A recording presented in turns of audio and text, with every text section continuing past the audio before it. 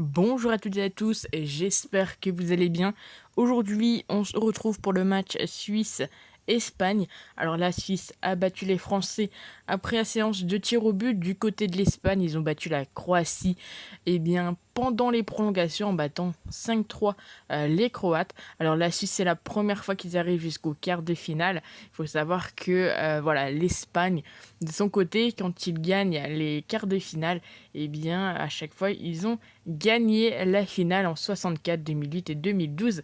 C'est les Espagnols qui ont soulevé le trophée. Alors si potentiellement ils passent les quarts de finale, pourquoi pas les voir également soulever le trophée. Je pense que ça pourrait entre guillemets faire taire pas mal de monde parce que on en a entendu parler à cause des joueurs impactés par le Covid, mais en soi on les voyait pas forcément leader pour cet euro.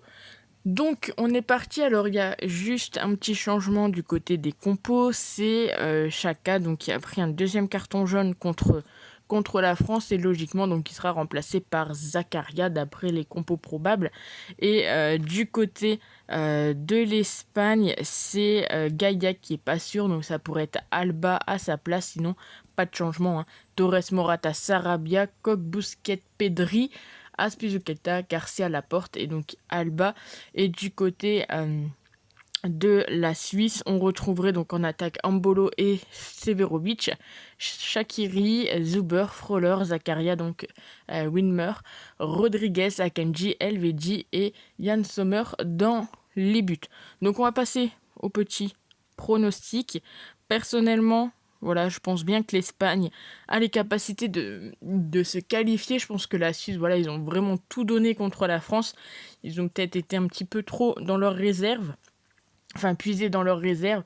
Et je vois bien donc une petite qualification de l'Espagne.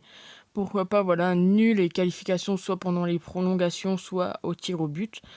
Donc on va quand même tenter les deux équipes marques. Alors il faut savoir que on commence à être dans les quarts de finale, c'est des pronostics qui vont peut-être être un petit peu plus risqués pour certains matchs, un petit peu plus tranquilles pour d'autres. Mais on commence à avoir juste les entre guillemets meilleures équipes d'Europe, en tout cas pour cette année. Et donc il se peut que on ait des surprises tout de même, ce genre de choses. On va également tenter la Suisse avec 2 buts d'avance. Ça peut être intéressant. Le plus de 2 buts, côté 1,42. Donc pour ceux et celles qui ne le savent pas, le principe est simple. 1 but ou 0, on perd le pari. 2 buts, on est remboursé. 3 buts, on valide une cote à 1,42. En fun, on va tenter des petites choses, vous allez voir juste après. On va donc tenter... je vais d'abord prendre les triples chances buteurs. J'allais oublier. Donc on va prendre Morata, bien évidemment, Severovic et... Alors attendez, je vais faire comme ça. Alors il faut savoir que du côté de l'Espagne, ils sont sur 2 matchs avec plus de 4,5 buts. Mais ça fait 2 fois, je crois, que Torres et Sarabia marquent. Et c'est très rare que 3 fois de suite, les joueurs marquent. Donc on va quand même tenter, on va mettre quand même Morata. Bon, il n'a pas marqué, je crois, pendant les 2 matchs. Severovic, parce que je pense que c'est un des joueurs les plus importants. On va quand même mettre Torres, sait-on jamais. Ça fait une cote à peu près à 1,40, je pense. 1,43, voilà, c'est parfait. Donc on va prendre ça. Ce qu'on va faire également, en petit fun, comme très souvent je le prends, c'est un remplaçant mais un but. Du côté de l'Espagne, ça marche plutôt bien. Donc pourquoi pas le tenter. On continue. On va partir sur la mi-temps. Et je vais mettre qu'en première mi-temps, il y aura au moins un but. Très souvent, ça passe. Donc pourquoi pas le tenter.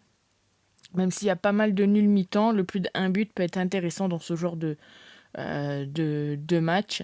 Et je pense que on va prendre un dernier pronostic, double chance et nombre de buts. Et je pense qu'on s'arrêtera là pour ce match. Donc je vais tenter Espagne ou Suisse. Et le plus d'1,5 but, c'est coté à 1,53. Voilà, donc même si honnêtement, le nul en fun me tente vraiment beaucoup, je vais pas prendre de risque. On va jouer plutôt tranquillement. Donc je vous remontre, il y a 8 pronostics en tout. Donc la qualification de l'Espagne, les deux équipes marquent. La Suisse avec plus de 1,5. Plus de 2 buts dans le match. Morata, Severovic ou Torres buteur. Un remplaçant marque un but, bien évidemment, c'est du fun. Le plus de 0,5, donc plus d'un but en mi-temps, enfin un but en première mi-temps. 1,31, la Suisse ou l'Espagne et le plus de 1,5 but. Dites-moi qui voyez-vous passer pour ce match. Est-ce que vous voyez, encore une fois, entre guillemets, une petite surprise de voir la Suisse battre l'Espagne ou est-ce que vous voyez l'Espagne passer plutôt tranquillement? Donc nous, on se retrouve dans quelques heures pour le second pronostic. Un match assez fou également, Belgique-Italie. Donc on se retrouve tout de suite. N'hésitez pas à vous abonner si ce n'est pas déjà fait et à mettre un petit like, ça fait toujours plaisir. Ciao!